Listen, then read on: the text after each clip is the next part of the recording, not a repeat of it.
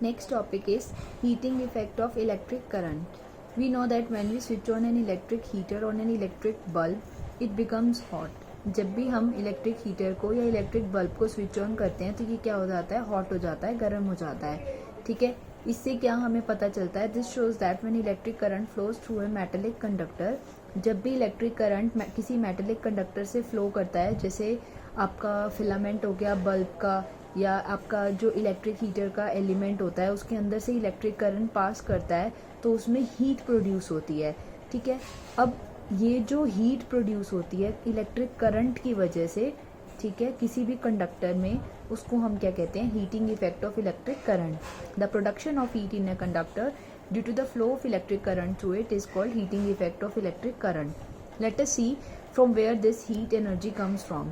ठीक है, अब ये हीट हमारी प्रोड्यूस कैसे होती है. हमें पता है कि आपके मेटेलिक जो कंडक्टर होता है उसमें बहुत सारे फ्री इलेक्ट्रॉन्स होते हैं. ठीक है, ये जो इलेक्ट्रॉन्स होते हैं रैंडमली मूव करते रहते हैं जब तक हमने कोई सर्किट से इसको कनेक्ट नहीं किया होता, या सेल या बैटरी से. ठीक है, अब जब हमने क्या किया, इसको किसी सेल या बैटरी से कनेक्ट किया तो अब क्या हो जाएगा, इसमें जो हमारे फ्री इलेक्ट्रॉन्स होंगे वो ड्रिफ्ट करना स्टार्ट कर देंगे नेगेटिव टर्मिनल से पॉजिटिव टर्मिनल की तरफ कंडक्टर के अंदर.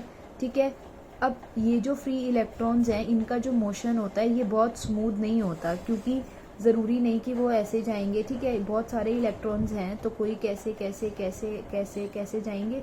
ठीक है, अब क्या है, उनका नंबर ज़्यादा है, दैट मीन्स वो क्या करेंगे, तो हम एटम्स और आयन्स होंगे जो हमारे कंडक्टर के अंदर ऑलरेडी एटम्स और आयन प्रेजेंट हैं उससे कोलाइड करेंगे जब वो नेगेटिव टर्मिनल से पॉजिटिव टर्मिनल की तरफ जा रहे होंगे. तो इस कोलिजन की वजह से क्या होगा, जो काइनेटिक एनर्जी होगी हमारे इलेक्ट्रॉन्स में वो किस में ट्रांसफ़र हो जाएगी, हमारी एटम्स और आयंस में ट्रांसफ़र हो जाएगी. अब ये जो एटम्स और आयंस होंगे अपनी मीन पोजीशन पे, मतलब एटम्स और आयंस मूव नहीं करेंगे, इलेक्ट्रॉन्स मूव कर रहे हैं, उन्होंने हिट किया, इसमें काइनेटिक एनर्जी आ गई. अब ये अपनी मीन पोजीशन पे ऐसे ऐसे ऐसे ऐसे वाइब्रेट करना स्टार्ट कर देगा. ठीक है, मतलब इसकी पोजीशन सेम है, कभी इधर जा रहा है कभी इधर, लाइक पेंडुलम.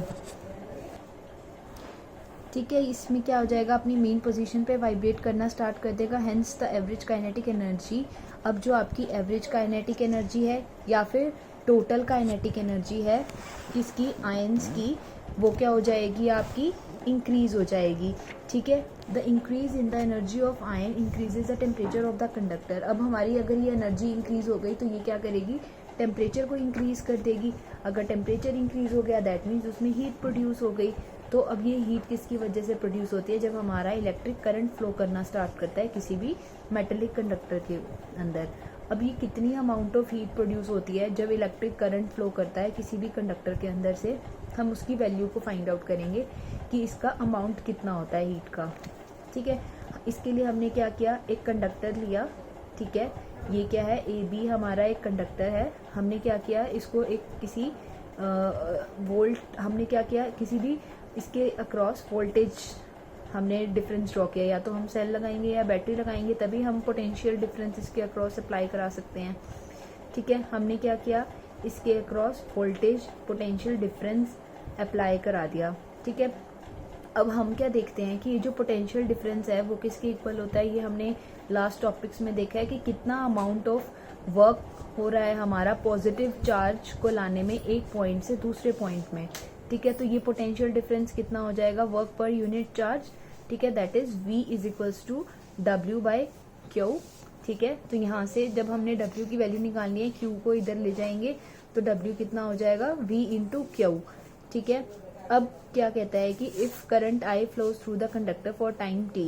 अब क्या है, उस कंडक्टर में से कितना करंट फ्लो कर रहा है, I करंट फ्लो कर रहा है, कितने टाइम में, T टाइम में फ्लो कर रहा है. तो टोटल चार्ज, यानी अब इसका मतलब टोटल अमाउंट ऑफ चार्ज कितना फ्लो कर रहा है, ये भी हमने लास्ट टॉपिक में देखा था, Q is equals to I into current into time.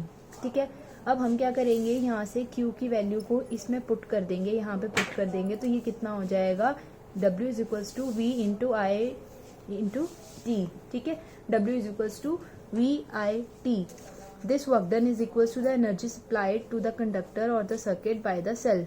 अब ये क्या होता है, ये कितना वर्क डन होगा कि हमने सेल से कितनी एनर्जी सप्लाई की. ठीक है, कितने टाइम में, T टाइम में.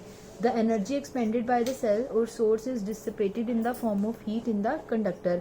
अब ये एनर्जी जो हमने एक्सपेंड की सेल से या किसी भी सोर्स से या बैटरी से, ये क्या हो जाता है कि आपकी dissipated in the form of heat, यही एनर्जी हीट की फॉर्म में आती है। ठीक है, ये जो आपका वर्क डन है वो किसके इक्वल है, हमने कितना वर्क डन किया, कितनी एनर्जी हमने सप्लाई की। ऑब्वियसली जितनी एनर्जी हम सप्लाई करेंगे उतना वर्क डन करेंगे। अब ये जो आपकी एनर्जी है ये किस क्या एनर्जी है, मतलब ये हीट की फॉर्म में कन्वर्ट हो रही है। यही जो आपकी एनर्जी है यही हीट की फॉर्म में कन्वर्ट हो रही है। तो हीट की वैल्यू किसके इक्वल आ जाएगी, वर्क डन के इक्वल आ जाएगी। That means heat is equals to VIT। ठीक है, अब हम इसके डिफरेंट फार्मूलाज देखेंगे। अब हम क्या देखते हैं, ओम्स लॉ क्या होता है, V is equals to IR होता है। इस V की जगह हम क्या पुट कर देंगे, IR पुट कर देंगे। H is equals to VIT है हमारा। ठीक है, अगर हम V को क्या लिख देंगे, यहाँ से IR लिख देंगे, ये कितना है I इंटू T है, तो ये कितना बन गया I स्क्वायर RT बन गया यहाँ से। ठीक है, एक फार्मूला ये आ गया, heat is equals to I square RT। अब आपको पता है करंट कितना होता है ओम्स लॉ के अकॉर्डिंग, V/R होता है। इसमें क्या करेंगे, V/R पुट कर देंगे, I स्क्वायर RT में कितना कर देंगे, V/R पुट कर देंगे। ठीक है, तो इसका whole square into R into T हो गया यहाँ से, तो V square by R square into R into T। एक R से एक R कैंसिल हो गया, ये कितना आ गया V square T by R। ठीक है, ये हमारे पास एक और फार्मूला आ गया हीट का। ये तीनों फार्मूलाज हमें लर्न करनी है। तो ये फाइनल हमारे पास ये जो हीट के फार्मूलाज आ गए, this is very important for your numerical point of view. That is heat is equals to VIT is equals to I square RT is equals to V square R by T। और इसी को ही हम क्या कहते हैं, joules law of heating. अब हमारा joules law of heating किसके बराबर है, H is equals to I square RT, हमने ये देखा। ठीक है, तो जॉल्स लॉ ऑफ हीटिंग के अकॉर्डिंग जो हमारा हीट है वो किसके डायरेक्टली प्रोपोर्शनल है, स्क्वायर ऑफ करंट और directly proportional to your resistance value. ठीक है, and directly proportional to the time for which the electric current flows through the conductor और रेजिस्टर। ठीक है, I स्क्वायर के इक्वल है, R के इक्वल है, और किसके इक्वल है, टाइम T के इक्वल है कि इसमें कितना करंट फ्लो कर रहा है कंडक्टर के अंदर से। Next is we will see one numerical, an electric heater of resistance 500 ohm. ठीक है, रेजिस्टेंस हमें गिवन है, दैट मीन्स हमें R गिवन है 500 ohm, is connected to a main supply for 30 minutes. ठीक है, हमने इसको मेन सप्लाई से कनेक्ट किया कितने टाइम के लिए, 30 मिनट्स के लिए। हमें टाइम गिवन है मिनट्स में, बट हमें पता है इसकी SI यूनिट हम किस में देखते हैं, सेकेंड्स में देखते हैं। तो 1 मिनट में कितने सेकेंड्स होते हैं, 60 सेकेंड्स होते हैं, तो हम इसको सेकेंड्स में कन्वर्ट कर लेंगे, दैट इज 1800। ठीक है, अब if 5 ampere current flows through the filament of the heater, अब हमारा करंट कितना फ्लो कर रहा है, 5 एम्पेयर करंट फ्लो कर रहा है। ठीक है, हमें I गिवन है, R गिवन है, हमें T गिवन है। हमें पता है जॉल्स लॉ ऑफ हीटिंग कितना होता है, I स्क्वायर RT होता है ना। सबकी वैल्यू को पुट कर देंगे, उसको टोटल काउंट करेंगे तो ये कितना आ जाएगा, इतना जाउल आ जाएगा। बट ये बहुत बड़ी वैल्यू है, हम तो क्या करते हैं, हम इसको 10 की पावर्स में लिख देते हैं। तो that is 2.25 into 10 raise to the power 7 joules. Next is practical application of heating effect of current. ठीक है, अब हम इसके कुछ प्रैक्टिकल एप्लीकेशंस को देखेंगे। First is electric heater, iron, electric toaster, water heater etcetera work on the heating effect of current. अब आपको पता है आपका जो हीटर है ये हीट करता है, पानी गर्म करता है। आपकी आयरन है, कपड़े प्रेस करती है, वो बहुत ज़्यादा हीट करती है। ऐसे ही टोस्टर हो गया, आपका वाटर हीटर हो गया। ठीक है, आपके ये सब चीज़ें क्या है, इसी पे ही वर्क करते हैं, जॉल्स हीटिंग इफेक्ट पे काम करते हैं। कैसे, when electrical appliance like heater, iron, water heater are connected to the main supply of electricity, these appliances become hot but the connecting wire remains cold।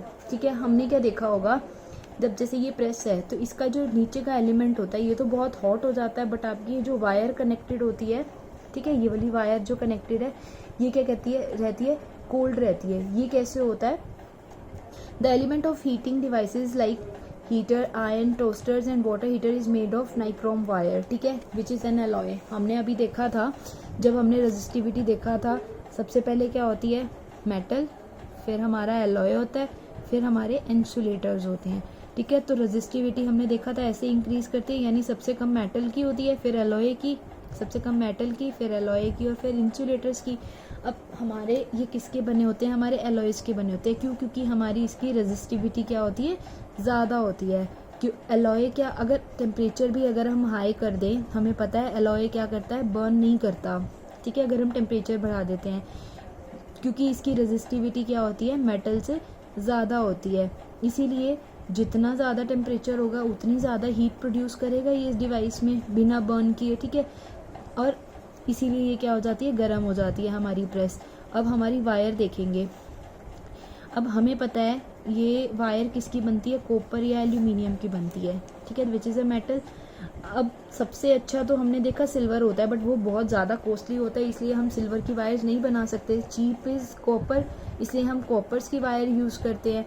और उसकी रेजिस्टिविटी क्या होती है, लो। अगर रेजिस्टिविटी लो होती है उसकी, ठीक है, दैट मीन्स उसमें बहुत स्मॉल हीट प्रोड्यूस होगी। जितनी ज़्यादा रेजिस्टिविटी होगी, ठीक है, टेम्परेचर जैसे जैसे बढ़ाते जाएंगे रेजिस्टिविटी क्या हो जाएगी उसकी, इंक्रीज होती जाएगी। रेजिस्टिविटी इंक्रीज होती जाएगी तो ये उतना ज़्यादा हीट करता जाएगा। अब इसकी क्या होती है, रेजिस्टिविटी लो होती है, इसलिए क्या करती है, ये हीट नहीं करती। Very small heat is produce in the wires and hence they are not heated up. ठीक है, next is electric bulb glows when electric current flows through an element of bulb. ठीक है, ये क्या है, आपका एक कोई भी बल्ब है। ठीक है, अब इसके अंदर क्या होता है, एक आपका एलिमेंट होता है which is made up of tungsten. ठीक है, अब इसका जो मेल्टिंग पॉइंट होता है वो बहुत ज़्यादा हाई होता है। इस टंगस्टन वायर का मेल्टिंग पॉइंट बहुत ज़्यादा हाई होता है। ठीक है, अब मेल्टिंग पॉइंट इसका ज़्यादा है और ये हमें पता है ग्लास की बनी होती है। इसके सराउंडिंग्स में टंगस्टन के साइड पे जब भी बल्ब ग्लो करता है तो इसके साइड पे क्या होता है, ये ग्लास होता है और इसके अंदर क्या होता है, गैसेस होती हैं। गैसेस क्यों फिल करते हैं, ताकि हम ये जो आपकी टंगस्टन वायर है ये लॉन्ग लास्टिंग रहे। लॉन्ग लास्टिंग मीन्स ये ज़्यादा टाइम तक हमारा वर्क करे। अब हमें पता है ये जो रेजिस्टेंस होती है बहुत ज़्यादा होती है इस टंगस्टन की। ठीक है, रेजिस्टेंस ज़्यादा है तो मतलब ज़्यादा हीट प्रोड्यूस होगी, ज़्यादा हीट प्रोड्यूस होगी उसके अंदर तो क्या होगा, वो वाइट हॉट, इसीलिए वो क्या कहता है, इतना गर्म हो जाता है कि वो ग्लो करना स्टार्ट कर देता है। Hence the filament of the bulb emits light and heat, और वो क्या प्रोड्यूस करता है, लाइट प्रोड्यूस करता है और हीट प्रोड्यूस करता है। Next is electric fuse in the electric circuit melts when large current flows in circuit. अब क्या कहता है, हमारे सर्किट में सपोज करो आपका एक रेफ्रिजरेटर है। ठीक है, इसमें सीरीज में क्या लगा रहेगा, पहले एक फ्यूज कनेक्ट रहता है। ठीक है, अब इसका जो मेल्टिंग पॉइंट होता है वो बहुत कम होता है। ठीक है, इस फ्यूज़ का मेल्टिंग पॉइंट बहुत कम होता है। जैसे ही बहुत ज़्यादा आपका करंट आएगा उसमें से, ठीक है, तो ये क्या करेगा, इसका मेल्टिंग पॉइंट कम है तो ये मेल्ट कर जाएगा। दैट मीन्स इसका फ्यूज़, हम कहते हैं ना घर में हमारा फ्यूज़ उड़ गया। ठीक है, तो हमारा इसका फ्यूज़ क्या हो जाएगा, फ्यूज़ का कनेक्शन इसके साथ अब ये मेल्ट कर गया। दैट मीन्स अब कनेक्शन टूट गया यहाँ से। अब कनेक्शन टूट गया दैट मीन्स आगे करंट नहीं जा सकता। तो इसकी हेल्प से क्या होते हैं, हमारे जो अप्लायंसेस होते हैं हम उनको सेव कर सकते हैं।